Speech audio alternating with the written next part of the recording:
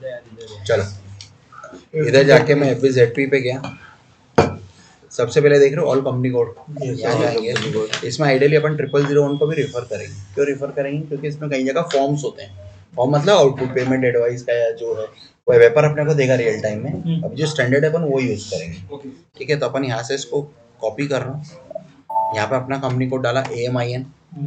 अब सेंडिंग में मैं खुद हूँ और पेइंग भी मैं खुद हूँ। हाँ चलो ठीक है। इसमें यदि अपने 5-6 कंपनी रहेगी तो फिर अपन को डिसाइड करना रहेगा कि नहीं कंपनी कोड अभी के लिए सबको सेंडिंग पेइंग रखो। अगर ऐसा हेड ऑफिस ब्रांच वाला रहेगा रिलेशन तो तुम वहाँ पे चेंज करो। मेन इसका सेंडिंग और पेइंग का कॉन्सेप्ट। सेंडिंग मतलब जो खर्चा कर रहा है, पेइंग जो उसका पे कर रहा है।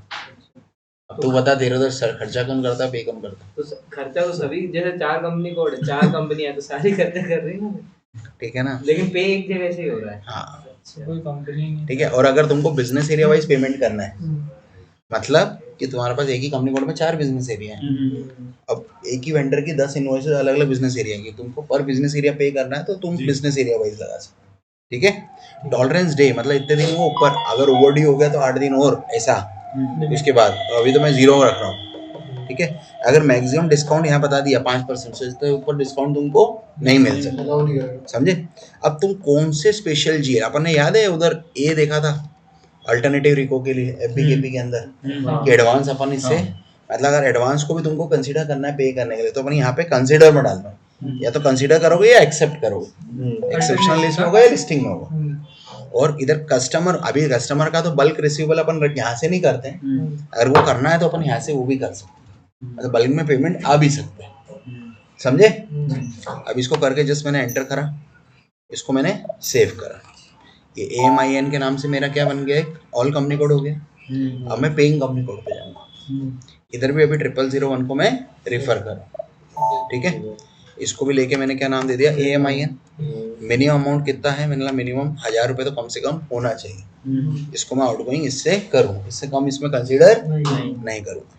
अब इसमें नीचे आओगे मेन, सर मिनिमम को देना जरूरी है? जरूरी नहीं है, 1 रुपये भी डाल के छोड़ सकते हो, ठीक है। यहाँ पे फॉर्म्स आएंगे आगे जाके, ये फॉर्म तुमको पेपर देगा पेमेंट एडवाइस के। जैसे तुमने पे किया तो वेंडर को मेल चला जाएगा कि बॉस हमने ये इनवॉइस तेरी क्लियर कर दी है।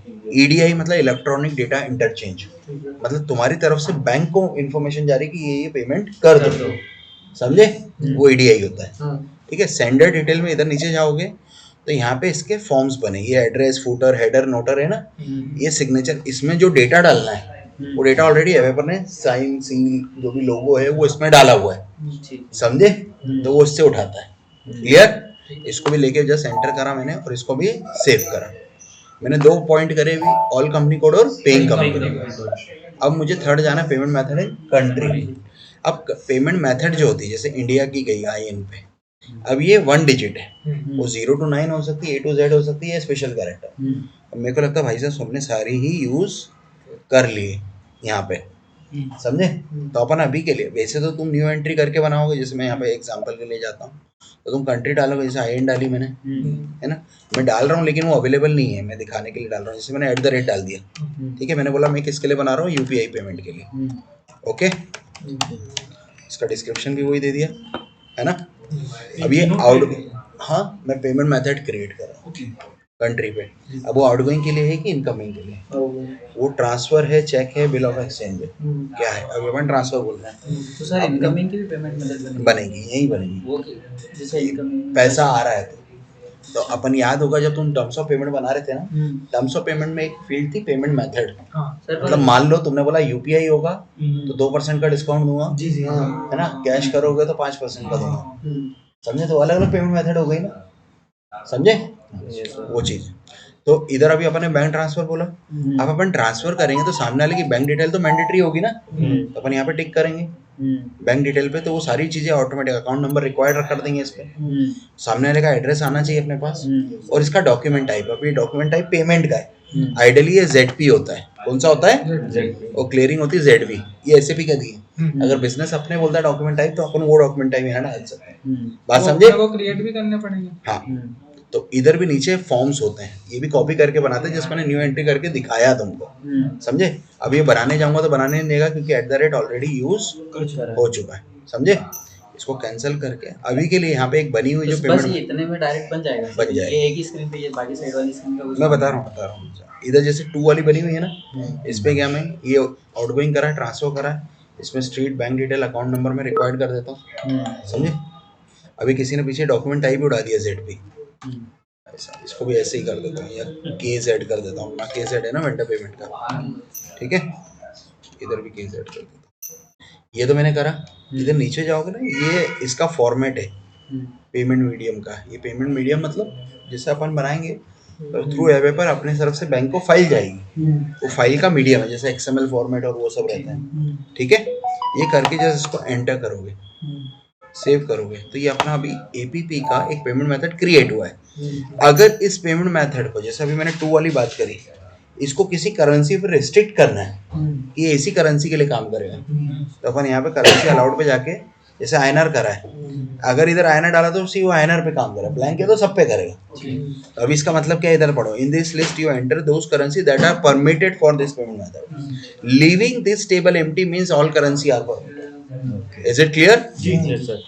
ठीक है, बाकी की जरूरत नहीं है यहाँ पे। तो अभी मान लो अपन 2 पे काम करें, अपन नया नहीं बना रहे तो 2 यूज करें। अब मैं कहाँ जाऊँगा, पेमेंट मेथड है कंपनी कोड, ठीक है। यहाँ पे किसी भी 000 को जैसे मैं कॉपी कर लेता हूँ, क्योंकि मेरे को इसको मेरे कंपनी कोड में डालना है, आइडियली इसको कॉपी करते हैं। तो इधर मैं अपना कंपनी कोड डाल दूँ AMIN, पेमेंट मेथड क्या ली मैंने 2, मैक्सिमम अमाउंट कितना पे करूँगा, मैंने वाला 1 करोड़ रुपये तक की बिलिंग में पे करूँगा, ठीक है। फॉर्म डेटा इधर भी पेमेंट एडवाइस नोट, जो भी पेमेंट मीडियम निकलेगा वो वेपर तुमको देगा, वो फॉर्म्स यहाँ डालेंगे। ड्रावर की इन्फॉर्मेशन मतलब तुम्हारा है, तुम्हारी इन्फॉर्मेशन क्या था, अमित अतुल महेश्वरी ना, अतुल महेश्वरी एंड कंपनी, जो भी उसका ड्रावर के इसमें नाम जाएगा, ठीक है। कहाँ पे सिटी मैंने इंदौर डाल दी जैसे, ठीक है। और ये पेमेंट मेथड जो अपन ने ऊपर बनाई वही ना? हाँ, जो भी सिलेक्ट जो भी बनाएंगे अपन। अभी ये मैंने बना के इसको सेव कर दिया, तो ये मेरे कंपनी कोड में ऐड हो गई पेमेंट मेथड। अब मुझे जाना है बैंक डिटर्मिनेशन, बैंक डिटर्मिनेशन, ठीक है। बैंक डिटर्मिनेशन में सबसे पहले अपन अपना कंपनी कोड पोजीशन करेंगे AM, ये लेके मुझे रैंकिंग ऑर्डर पे जाना। इसके लिए पहले बैंक मास्टर बना होना जरूरी है, जो हाउस बैंक आईडी और अकाउंट आईडी बनाए ना अपन अभी। देखो पेमेंट मेथड के लिए मैंने 2, करेंसी के लिए INR, रैंकिंग ऑर्डर 1, अगर मल्टीपल बैंक ऑर्डर होते तो 1 2 3 4 करके देता, और इधर से हाउस बैंक आईडी देंगे जो भी अपन बना के आए XI1, समझे। इसको सेव करा मैंने। अब मैं गया बैंक अकाउंट्स पे, न्यू एंट्री करी, इधर हाउस बैंक आईडी डालूंगा, हाउस बैंक आईडी क्या है मेरी XI1, पेमेंट मेथड 2 पे करेंसी INR, अकाउंट आईडी भी XI1 है मेरी, है ना।